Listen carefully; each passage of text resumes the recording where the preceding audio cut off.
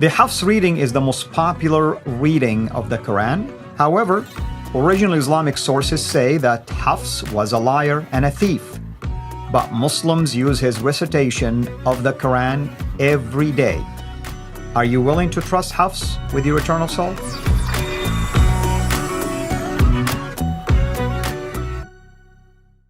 Last time we talked about the reputation of Imams and Rawis when it comes to those so-called 7 ahruf and readings of the Quran.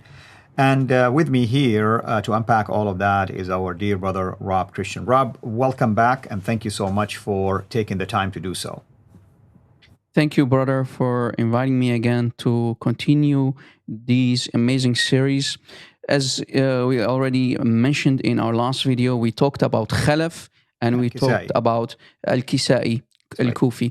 Now we are going to continue with Hafs, basically the person behind the number one, the most popular version of the Quran.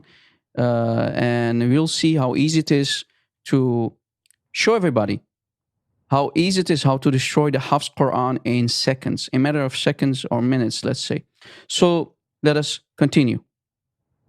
Let's do it. And last time, of course, we talked about Khalaf and Kisai liking to drink wine, and Kisai admittedly was a homosexual. So today we're going to focus on Hafs.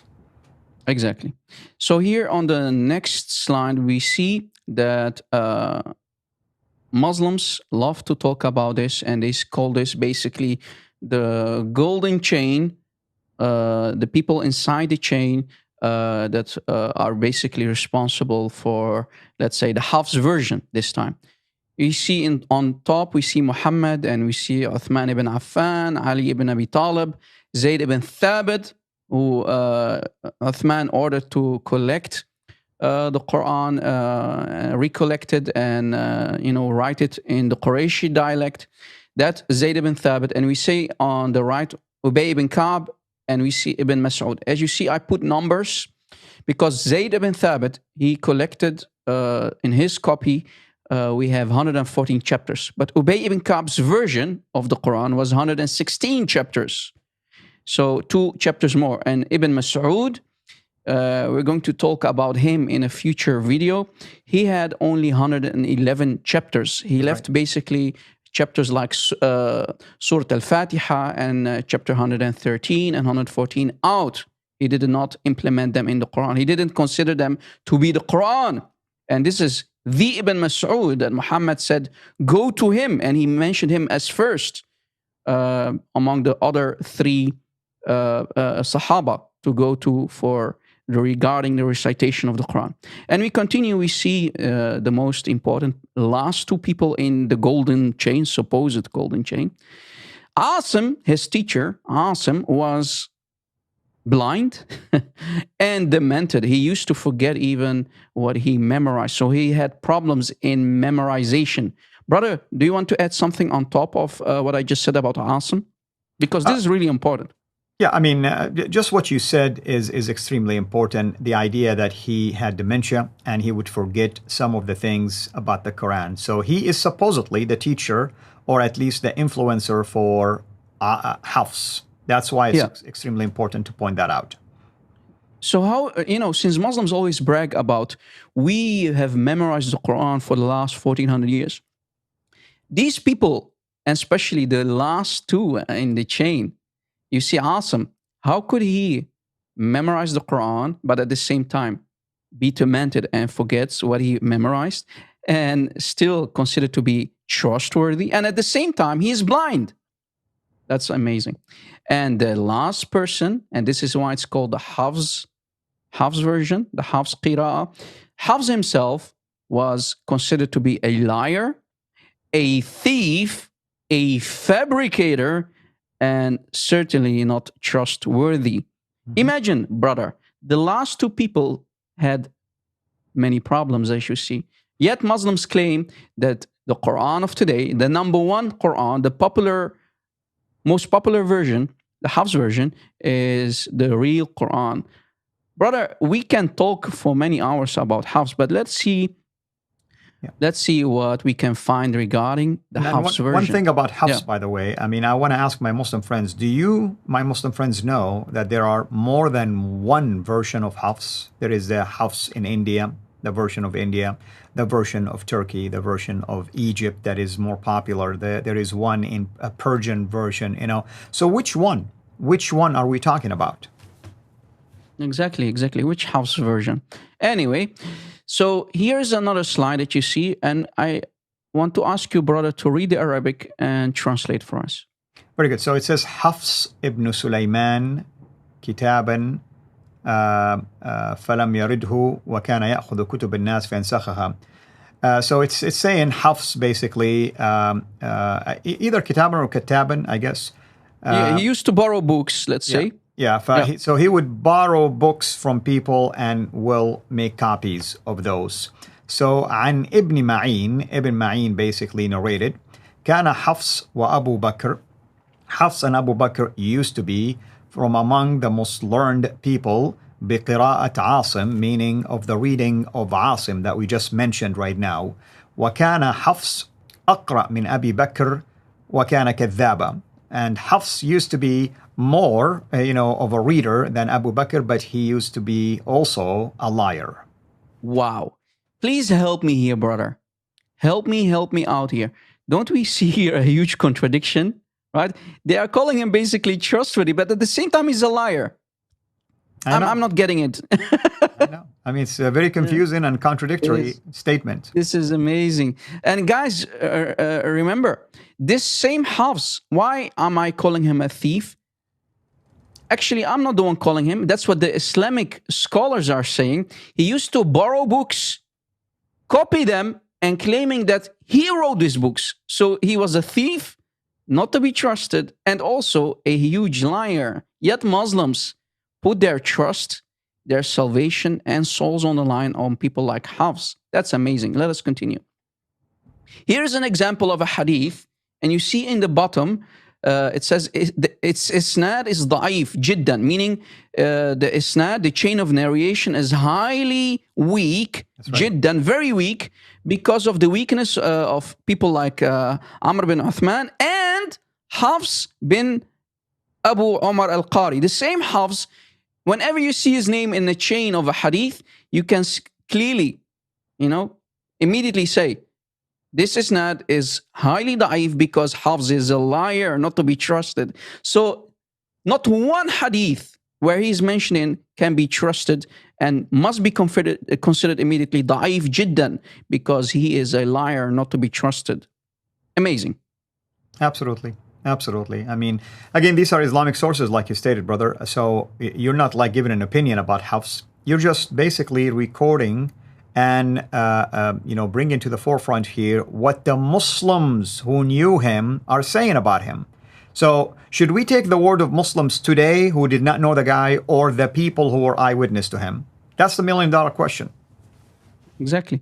And here on the next slide, we see an example of a hadith, but the footer that you all often see under a line, under a hadith that I took, and it says on top, isnadahu da'if jiddan. Again, the chain of narration is highly weak. So very da'if, right? Very da'if, more than da'if. Very da'if. So, brother, do you want to read the Arabic, with red lines underneath? Sure. I mean, it's part of it is what we mentioned earlier as well. So it says Hafs Abu Amr, that's his name. هو حفص ibn Sulaiman al-Bazzaz al-Qari. His name, the full name is Hafs, the son of Sulaiman or Solomon al-Bazzaz, the reader. And صاحب قراءة Hafs, he is the one that قراءة Hafs, or the reading of Hafs, is attributed to him, al-Ma'rufa, which is a well-known one.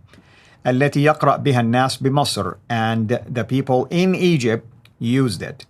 وهو متروك الحديث, and basically the hadith is abandoned, I guess. That's what they intend here. You can take his hadith, basically. Yeah. Rejected. So, technically totally speaking, rejected. Whatever he will say, you shouldn't really take, let's say, seriously, or at least with authenticity. Do you want me to read the next one that is underlined?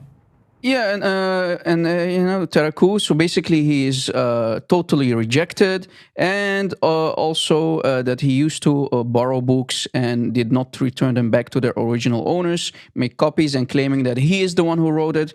And wakana kadhaban, right? He is again a liar, as you see. More and more books that we find that are actually are confirming that you should not trust such a liar and deceiver like Hafs. All of his hadith are rejected, and on top of that, he's a thief.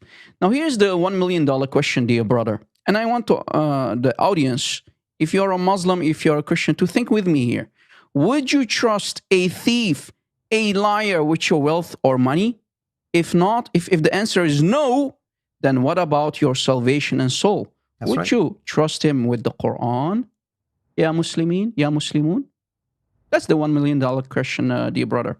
Absolutely, absolutely. And this is the whole idea. And, You know, we are focusing on people that allegedly were the trustworthy readers and transmitters and reciters of the Quran. yeah, and exactly. And here's another hadith, and this is highly important. Sahih al-Bukhari, hadith number 108. Sahih al-Bukhari 108. It says, narrated Anas, the fact which stops me from narrating a great number of hadiths to you, to the Muslimin, is that the Prophet said, who said? Muhammad said, whoever tells a lie against me intentionally, then surely let him occupy his seat in hellfire.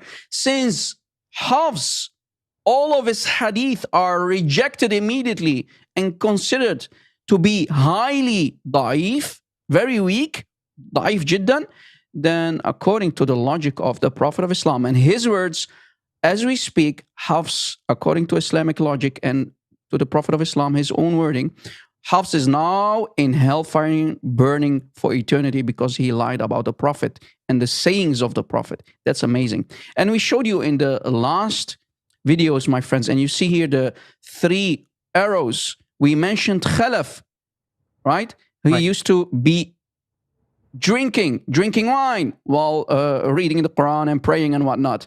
We mentioned Al-Kisai Al-Kufi, one of the other readers. He was a drunkard. He used to drink wine at the same time being a homosexual. If you missed that video, please watch it. And we just mentioned Hafs in this video. Hafs, a liar, a thief, and certainly not to be trusted. Ya Muslimin, Ya Muslimun, please wake up.